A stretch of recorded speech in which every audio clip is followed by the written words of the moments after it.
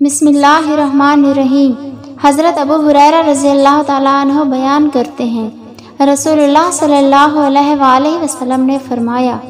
جب تم میں سے کوئی دعا کرے تو یوں نہ کہے اے اللہ اگر تو چاہے تو مجھے بخش دے،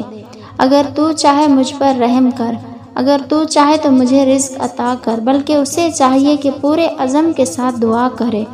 کیونکہ وہ جسے چاہے عطا کرتا ہے، کوئی اسے مجبور کرنے والا نہیں۔ حضرت ابو ہریرہ رضی اللہ تعالیٰ عنہ بیان کرتے ہیں، رسول اللہ صلی اللہ علیہ وآلہ وسلم نے ارشاد فرمایا، جب تم میں سے کوئی دعا کرے تو یوں نہ کہے اے اللہ اگر تو چاہے تو مجھے بخش دے،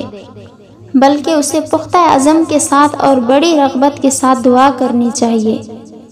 کیونکہ کسی بھی چیز کا عطا کرنا اللہ تعالیٰ کے لیے کوئی گراں نہیں۔ حضرت ابو ہریرہ رضی اللہ تعالیٰ عنہ بیان کرتے ہیں، رسول اللہ صلی اللہ علیہ وآلہ وسلم نے فرمایا، بندہ جب تک کسی گناہ یا قطع رحمی کے بارے میں دعا نہ کرے اس کی دعا قبول ہوتی ہے، بشرط یہ کہ وہ جلد بازی نہ کرے۔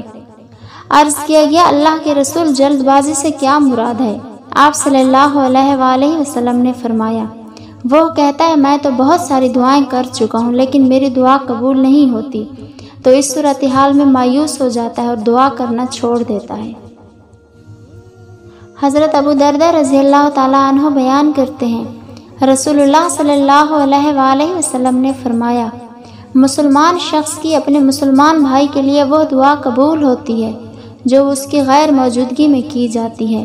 اور دعا کرنے والے کے پاس ایک فرشتہ مامور ہوتا ہے، جب وہ اپنے بھائی کے لیے دعائے خیر کرتا ہے تو وہ مامور فرشتہ آمین کہتا ہے، وہ کہتا ہے اسی مثل تمہارے لیے بھی ہو۔